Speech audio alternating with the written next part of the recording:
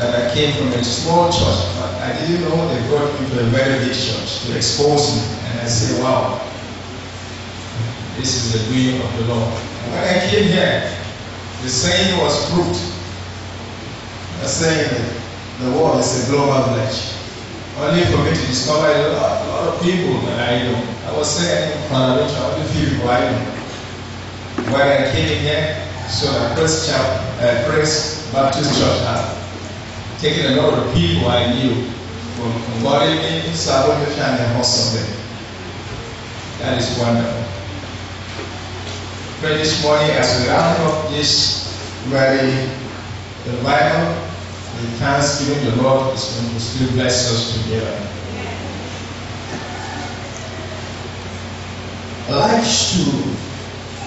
Let me read something. Open with me to the book of Deuteronomy. Deuteronomy chapter 8.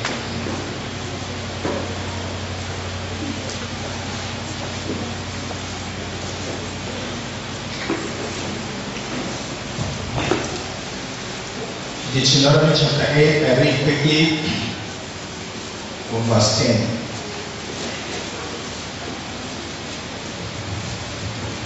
Are we here?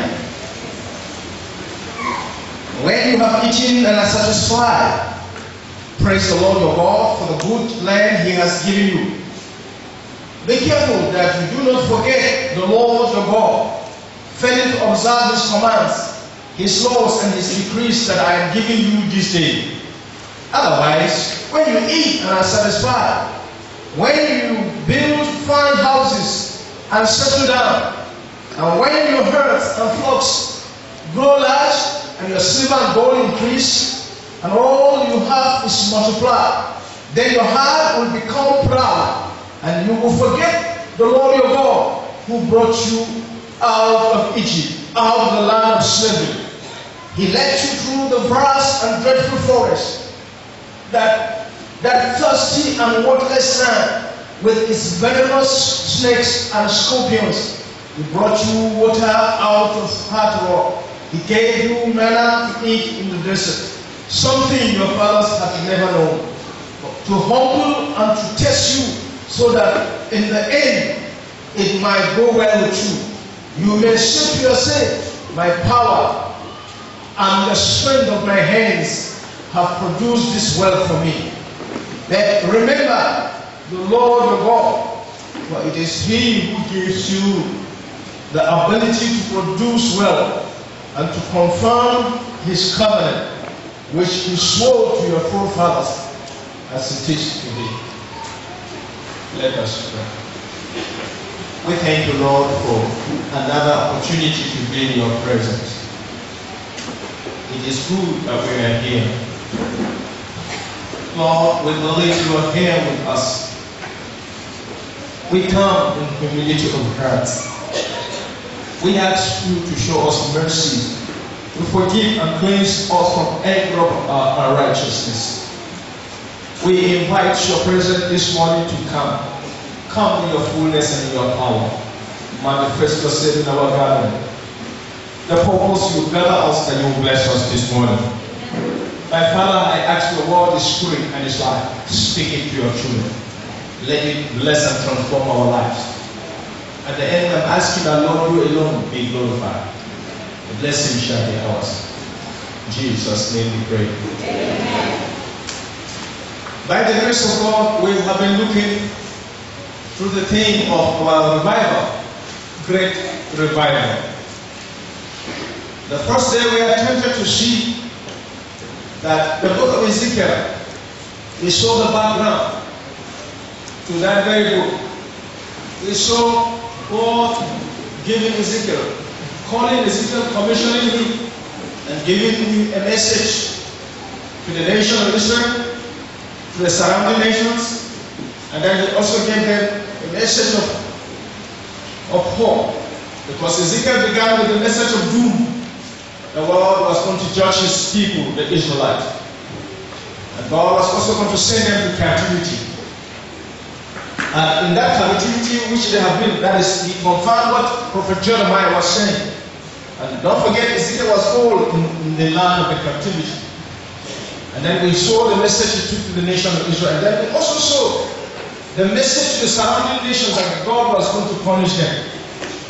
Then the message of hope that came, in which we took our text in the book of Ezekiel 37, verse 4.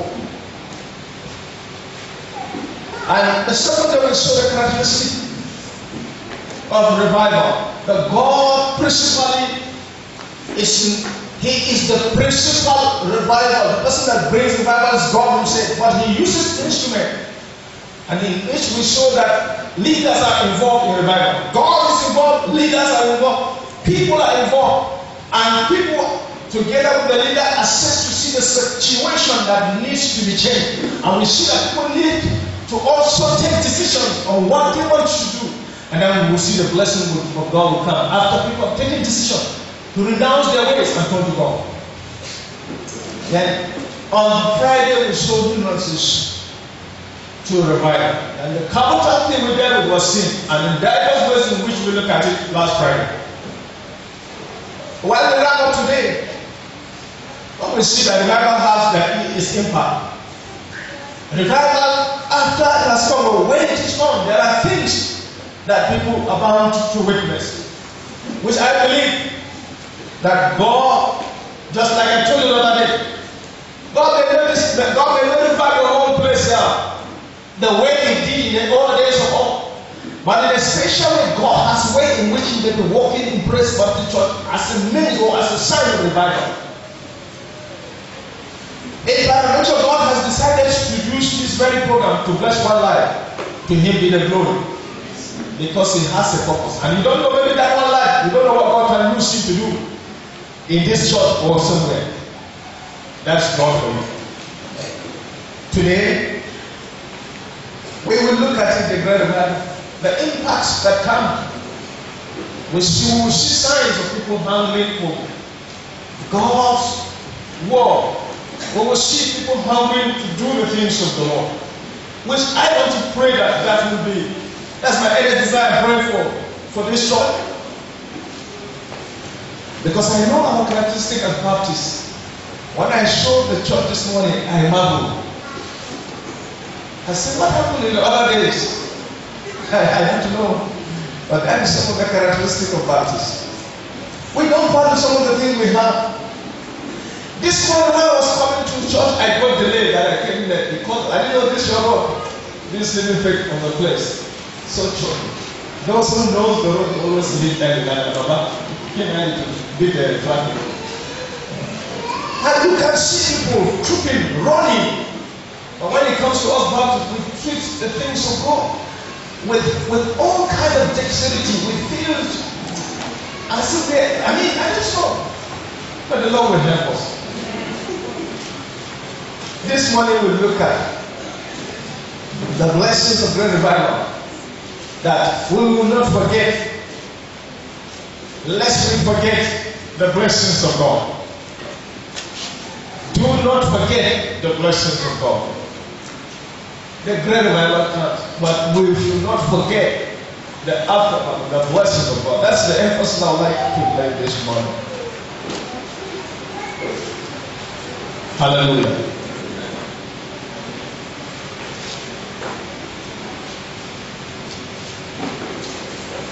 Why is it that people mostly find it hard to forget the wrong or the bad things done to them?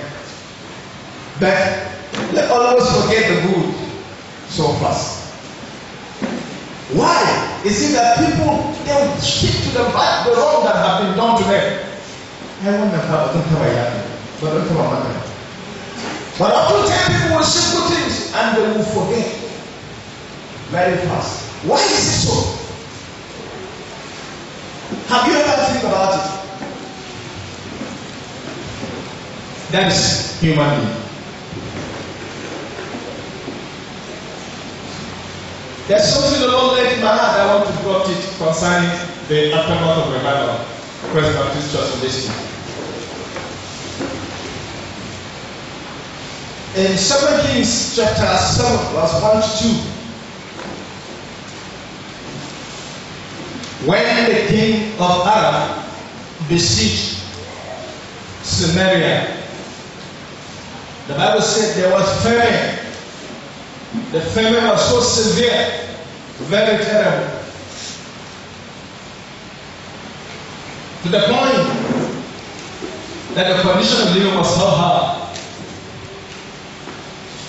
The king had to cry to Prophet Elijah. And the servant of the Lord said something which I like to quote. I like to let's read it. 2 Kings chapter 7.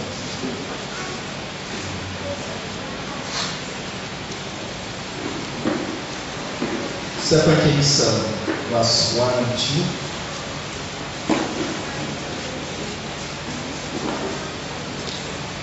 Elisha said, "Hear the word of the Lord. This is what the Lord says. About this time tomorrow, a share of flour will sell for a shekel, and 2 shares of barley for a shekel at the gate of Samaria." And listen to verse 2. The officer on whose arm the king was leaning said to the man of God, "Look, even if the Lord should open the 4 gates of the heaven, could this happen?" And look at verse 8 to 9. The men who had leprosy reached the edge of the camp and entered one of the tents. They ate and drank and carried away silver, gold, and cloth, and went off and hid them. They returned and entered another tent and took some things from it and hid them also. Verse 9. Then they said to each other, "We are not doing right. This is a day of good news, and we are keeping it to ourselves. If we wait until daylight, punishment will overtake us. Let's go at once and report this to the royal palace." What I want to say here, that the impact of revival, of great revival, will be great. What may follow later, I don't know. But listen, if God is doing us good, what the Lord is saying here, that the heartbeat of God, we should carry it out. What is the heartbeat of God? Evangelism. Evangelism. I don't know how much you are involved in it as a church, but it is time now that we share the good news of what God is doing in our midst. And if we do it, we will be among the wisest. Just like Daniel said, those who are wise will shine like the brightness of the heaven. Those who lead many to righteousness, like the stars forever. Daniel chapter 12 and 2. So listen, the aftermath of revival, great things God is doing. And God will continue to do great things in our midst. But we have a duty not to keep quiet of the good things God is doing in our midst. That we should extend our frontier, that we should go further. If this church is into evangelism, let's go more. And I tell you what, that the extent to which God will lead this church, it will be beyond human understanding. Because you have obeyed the heartbeat of God. Hallelujah. Hallelujah. Now let's go back, not forgetting the things God has done, like we read in Deuteronomy. In Deuteronomy chapter 8 verse 10, so God reminding the children of Israel that they should not forget the things He has done and is going to still do in their lives. And He said that after they have settled in the land, they have built good houses, they have planted good vineyards, they have harvested, they have done great things. God said, do not forget, after I have prospered you, don't wake up and begin to beat your chest and say, our great hands have acquired us this wealth. But God said, remember the Lord your God. Amen. Amen.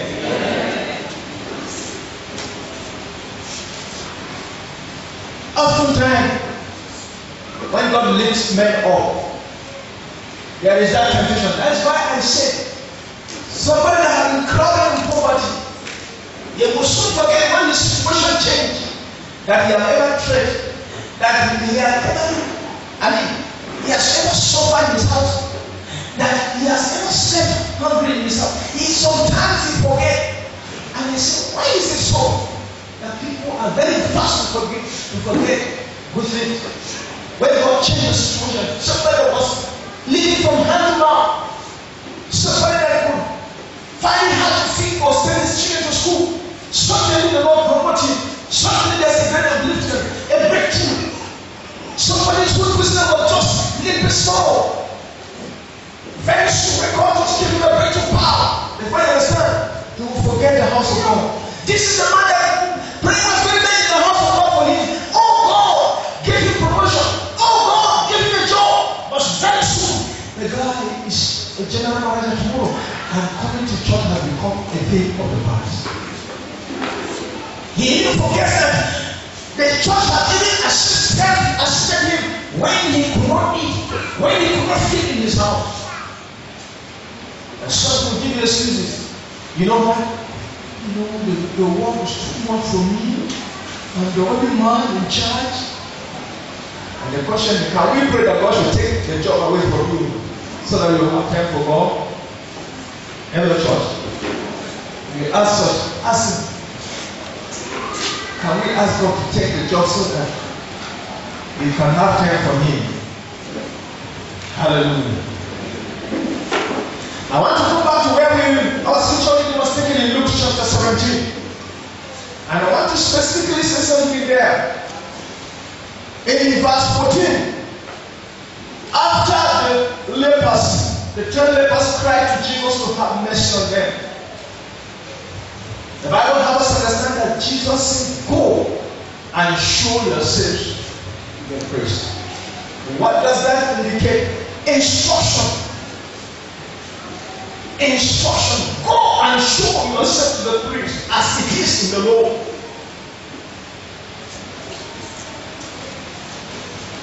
In verse 15, the Bible says, on their way going, one of them realized that something has happened. And he turned back, coming back to trust the person that gave him the miracle. And the Bible says he came back to Jesus, fell at his feet, and he was praising God.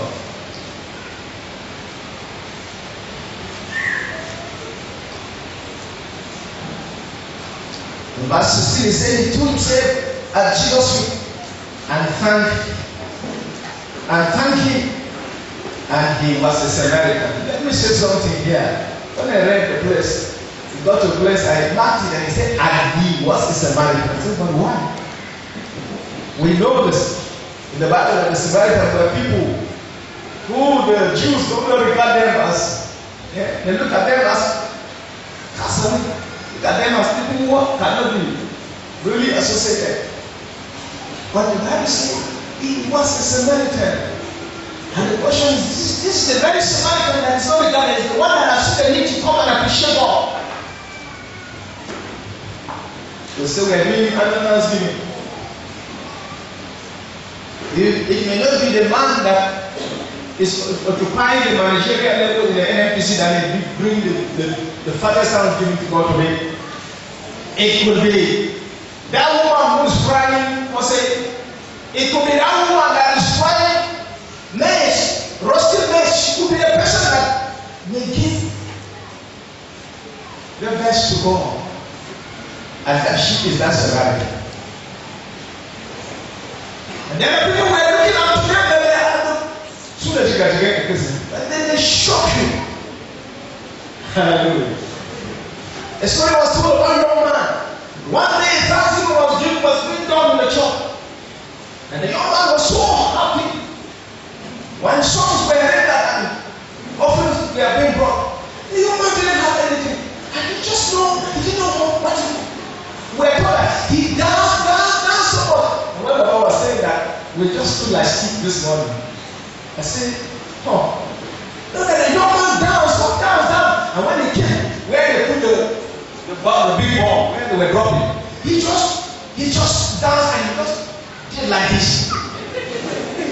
You know what? He said, God, I give my sin. I don't have anything but I give my sin. And that is the greatest prize that God will receive from us. He likes us to first give ourselves to Him. Amen. Amen. Hallelujah. So we saw the Samaritan that came, the only Samaritan. He came back to thank God. In verse 17, Jesus asked. Number one question he asked, were not all 10 cleansed? That was the question of all. Were not 10 cleansed?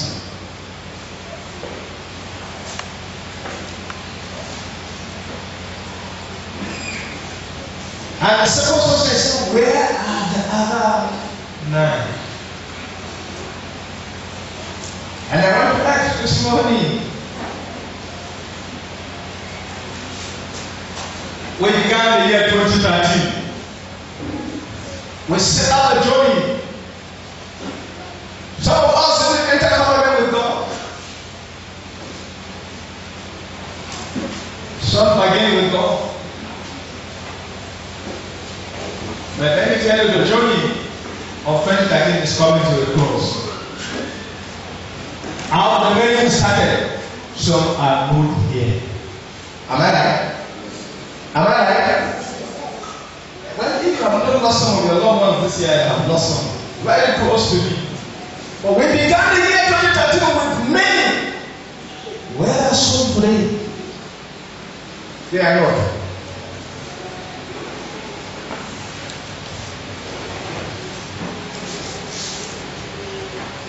And in the 2013, we have seen the grace of God. We have seen the mercies of God. We have witnessed great miracles, great deliverance. This morning, announcement was given somebody, the Lord delivered from accident. If the Lord had not delivered, maybe this church today would have been mounted. But God is so good. God is so merciful. God has been so gracious. God has been faithful. There are days you almost sleep without food. There are times that you have almost been driven from school. There are times you have witnessed a terrible situation. Yet, God has been faithful.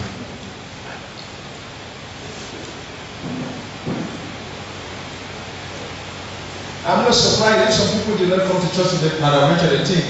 Baba, we tell them that they didn't come with counseling. I'm not surprised. I'm not surprised. But there's something he said this morning. He said, if you don't have something, one of the greatest things that God has given is your life. Hallelujah. Hallelujah. Paraventure, we started the year. You have some things you believe God for. Maybe those things have not happened. And you are still saying, as if God has forgiven and forgotten you. There was a poem I stumbled across some years back as I read a book. I'd like to read that poem to you. The poem is an anonymous poem. Listen. I ask God for strength that I may achieve. He asked God for what? Strength so that he may achieve. I was made weak that I may learn to obey. He asked for strength, he was given weakness. I asked for help that I might do greater things. I was given infirmity that I may do better things. He asked for help, he was given infirmity so that he would depend on God. He said, I asked for riches that I may be happy. I was given poverty that I may be wise. I asked for power that I may have the praise of men. I was given weakness that I might feel the need of God. I asked for all things that I may enjoy life. I was given life that I may enjoy all things. I got nothing that I asked for, but everything I Say, almost despise myself, my unspoken prayers were answered. I am among all men most richly blessed. And so you are among men that is most richly blessed by God. Did I hear somebody say amen? Amen. You are most richly blessed by God because you have life. Look at the go back. Look at the I remember the story, the parable of the rich fool. The Bible said, he said to himself, I will relax, we put on a bar and this, and God said, you fool. He said, I'm going to take your land, I require land this time, and I will see the thing you have done, who's going to inherit it? Friends, whatever we brag about, if we have no lives, it's nothing. You may gather, you may do whatever. The greatest priceless thing the Lord has given you is your life. You think you have a house today? You think you have a car? You think you are educated? Whatever you are, the Lord has blessed you with the most priceless gift that is so rich, and that is your life. We are in November. Very soon, we will soon cross December. And I want to say, if the Lord will say to us, somebody once told me this, he said, on the eve of the new year, the Lord was speaking to somebody. He said, tell me 2 or 3 reasons why I must allow you to enter to cross to another year. Not only reason, you must tell me the reason and support the reason why I will allow you to cross to next year. If the Lord can ask you today that before you even cross to December, you should convince him to the reason why you should allow you to enter December. What will you tell the Lord? Friends, what are we going to tell God? What will you convince God that will allow you to cross the next year? But all these things that you are sitting here, you are being and shining, is the mercy of God. It's the goodness of God. It's the grace of God. It's the kindness of God. Some of us have dedicated houses in the recent time. Some have dedicated cars in the recent time. Some have gotten married. Some have dedicated children. There are some who have been married for almost 20 years, no child. You just got married 1-2 years now, you have 1 or 2 children. Is that not wonderful? You think it's your wisdom? Those that didn't have the child after 20 years, you think that they don't know how to walk with God? You that woke up and you travel, you go and come back, you think it's your wisdom that has kept you. You think some of the stories started with some died, they didn't complete their stories. Some were withdrawn, some died on the course of accident, some even have finished their education on the course of NYC, they died, their parents did not benefit. And so many things like that, friends. You think it's your goodness? For you sitting here today so beautifully blessed, it's the kindness of God. It's the goodness of God. If we do not have anything to give God, we should thank God. Hallelujah. I hope somebody is not in church this morning because you feel the pastor will ask you to bring money. You have missed out. God just wants us to see His goodness and appreciate Him. It is not by your strength. When you compare yourself to other people, they are better than you. But God has allowed you. God has kept you. God has blessed you. Friends, what are we going to do tomorrow? God is asking this morning, have I not blessed many? Where are others? Are you among the 9 that did not return to appreciate God? And some has probably said, buy the sheep. And the more you say, the more you will not have. I've discovered one secret. Being in the seminary is a training ground of faith. My brother here can testify. If God called you and He carries you to the seminary, it's a training ground. It's there you see God and work practically.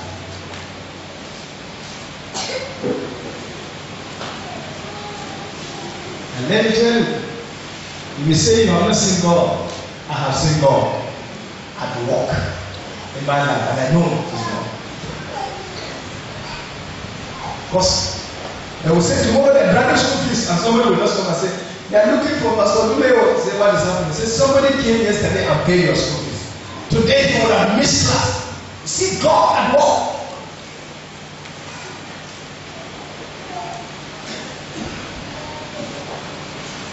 Some that were almost sleeping hungry yesterday, and there was a knock at their door. Hey, Baba, and she wanted to get shot. And it's about what? And he said, I'm not going to do that. Oh, my child, Junior, take 1,000 naira. And in the house, they don't tell you. Is God not good? Is God not wonderful? When someone says, "Don't tell Junior, you don't have to have the war." This person was asking, he said, I asked for it, God gave me poverty. I asked for help, he gave me weakness and infirmity. That I trust him. You have believed God at the beginning of the year. That things before this thing you have accomplished, if God has not allowed that, but he has given you something more than the thing they are asking. And that thing is your life. And you are seated here today, you don't see the need to thank God. You do not see the need to come and appreciate God. What can I give to God? What can I give to God? What can I give to God? I beg us, let's change our attitudes. I was just thinking something. You know, when we used to have encounter with the people in the Pentecostal, one thing they want someone to say, the man of God. Are you understanding? They look at the man of God next to God and they hold. But today when you say Papa, I say something, they will despise you. We in the battle despise the man of God. But listen, in Deuteronomy 2 Chronicles 20:20, when King Joshua spoke to the people of Israel, he said, "Oh Israel," he said, "Yeah." He said, "Listen to God, believe God, believe His prophets, that you will prosper." Do you hear that? That you may prosper. If you want to prosper, I said, believe God, believe the word that comes from the mouth of the servant of the prophet. But in our circle, we say,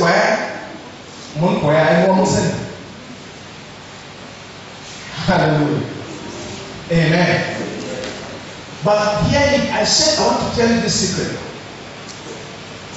Prophet Ezekiel in 37:4, he used nothing but the word of God. He said, that hopeless situation, he said, hear the word of the Lord. He said, you dragons, hear the word of the Lord. Said, prophesy. He said, oh, you dragons, hear the word of the Lord. He didn't say, hear my word. Prophet Elijah in 2 Kings 7, he said, according to the word of the Lord, by this time tomorrow, bread shall be made available at a low price. By the word of the Lord. He didn't say by the word. So God revives his people by the word by his word through the mouth of his servant. He makes proclamation and they come to pass. And so the people here, the people over here, they have discovered the secret. They said, Bishop, they said, Bishop, say, no, Bishop, I want to give Bishop Echi. The man now actually, Pastor Echi. He said, shh, Pastor Echi. Go back. And you expect to prosper beyond when you don't obey. The Lord will help us. The Lord will help us. Amen. Let's rise to the standing position.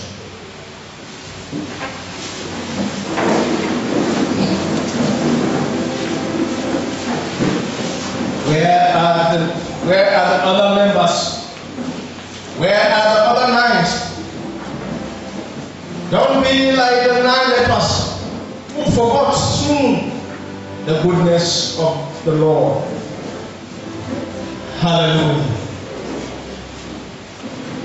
A lifetime I will give all my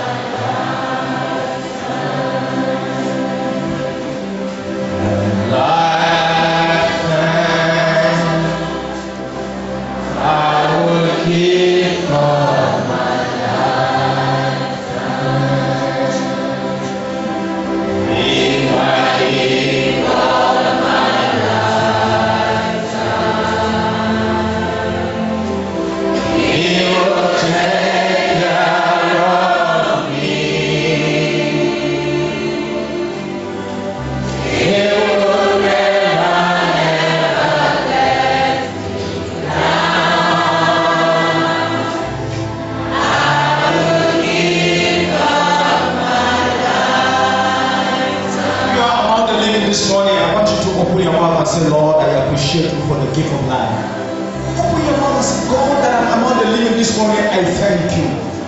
Appreciate God. Even if there's nothing you have in this year 2013 that you are ending with, thank God that you are ending the year with your life.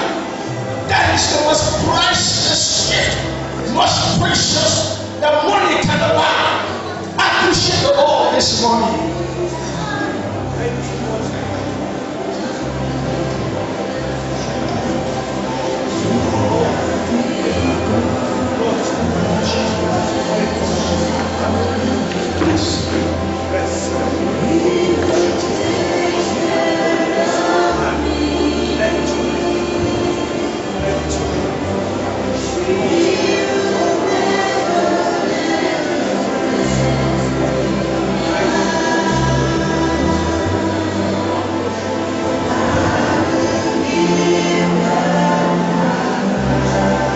In Jesus' name we pray.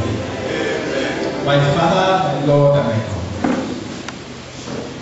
we are most grateful to you for the gift of life. And above all, we are most grateful because you have counted us among those that know you as our Lord and Savior. We thank you. Thank you for today. Thank you for the year 2013. Thank you for the great people, the Praise Baptist Church. Thank you for what you are doing in their lives. Thank you for what you have done, what you are doing, what you will do in them, for them, and through them in the year 2013 and the years ahead. And bless your name for this great thing you have begun. King eternal, ancient of days, according to your word that you continue to show them mercy. According to your word that you continue to visit them. That you continue to revive your people. I ask you to bring a great breakthrough spiritually in this earth. Physically, God do new thing. Continue to do new thing in our midst. In the name of Jesus Christ. Father, help us not to forget your goodness. Help us to appreciate you. In the name of Jesus Christ. Blessed be your name forever. In Jesus' name we pray. I just know, but I was just feeling. Thank you, sir.